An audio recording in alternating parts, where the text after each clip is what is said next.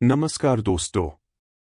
मैं आज आपको एक ऐसे गांव की सैर पर ले चलने वाला हूं जहां के खंडहरों में न जाने कितनी अधूरी कहानियां दबी हैं, जहां हवा भी आपकी सांसों की आहट सुन लेती है, जहां रात को कदम रखना तो दूर, उसके नाम से ही रूह कांप जाती है। यह जगह राजस्थान के थर मरुस्थल में है, कुलधरा गांव। कभी यह गांव जीवन से भरा हुआ था। सैकड़ों परिवार, ऊँटों के कारवां, मंदिरों की घंटियां, रेत के किले।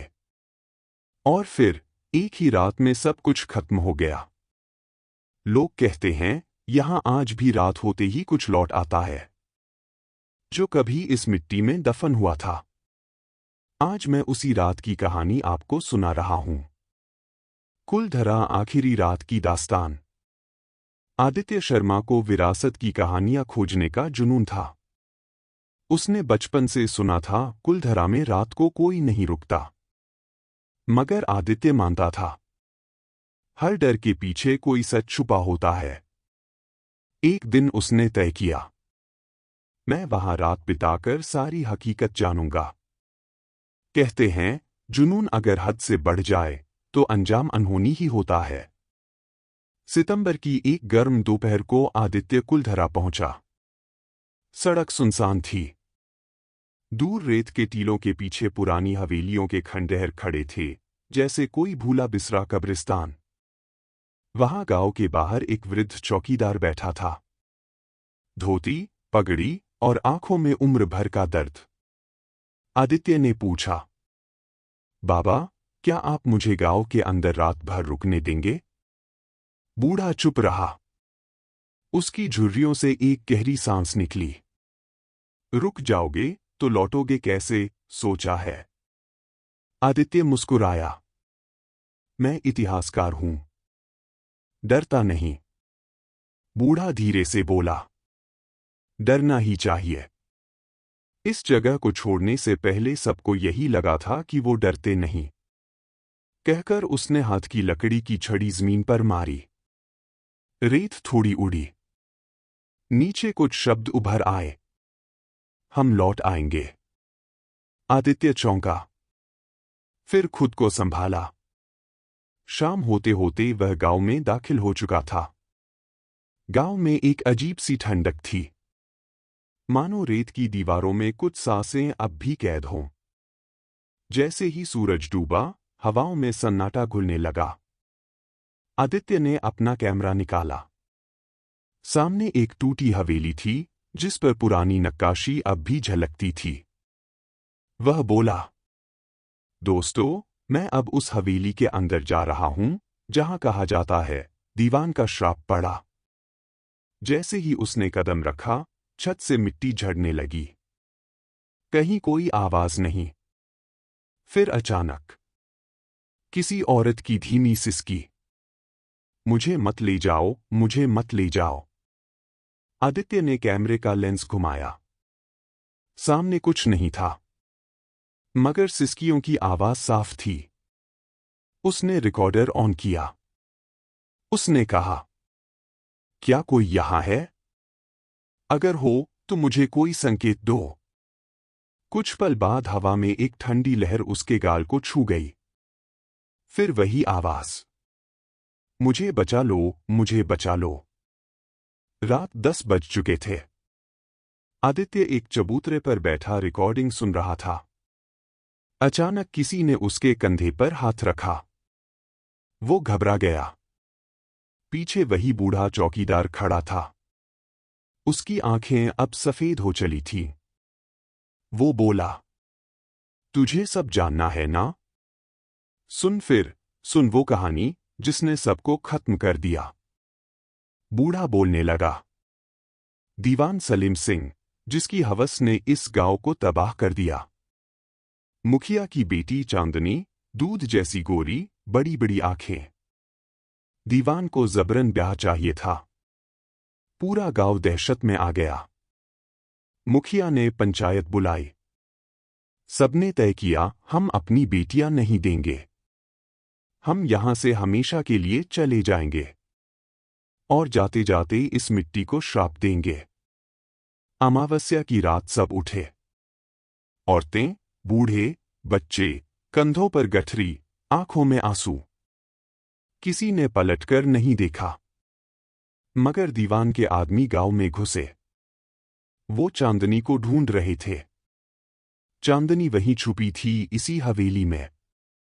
उसने कांच की चूड़ियां तोड़ दीं और एक रस्सी से खुद को झूलती छोड़ गई। उसके शरीर के जाते ही दीवान की हवेली में आग लग गई। सब जल गया। और तभी किसी ने कहा, अब ये मिट्टी बंजर रहेगी, हम लौट आएंगे।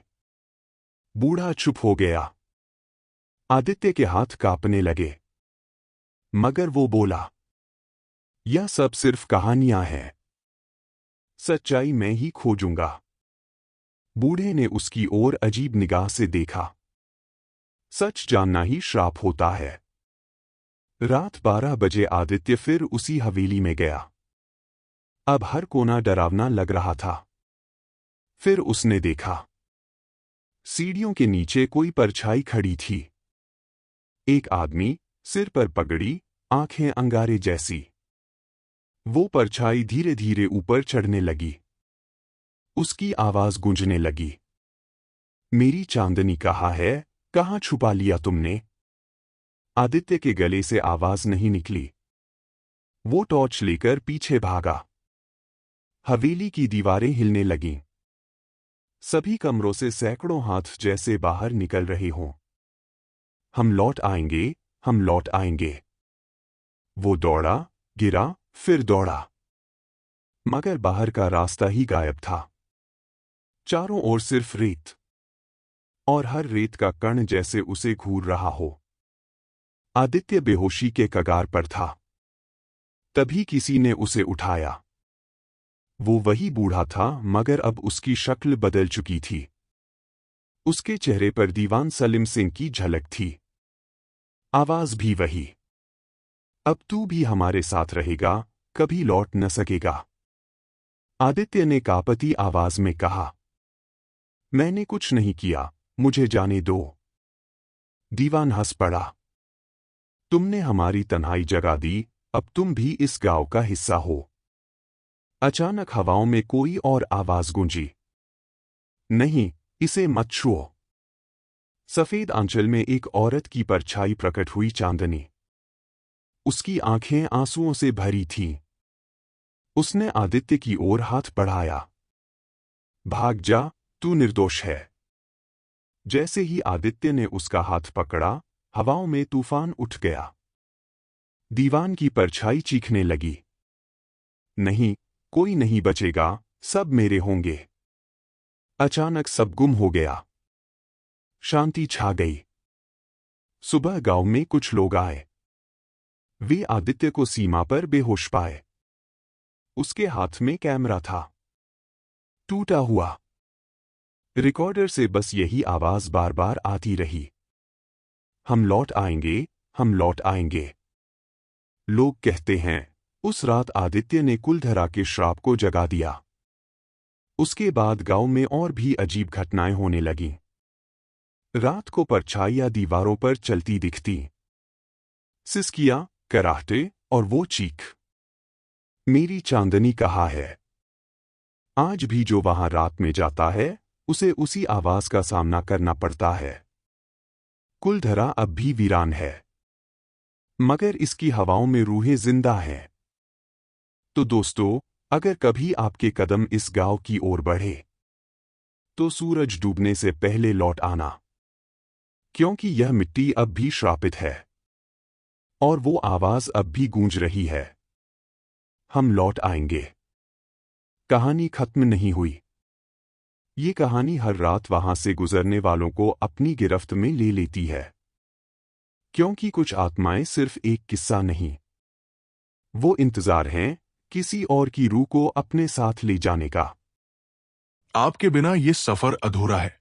चलिए मिलकर इसे पूरा करते हैं। सब्सक्राइब करें।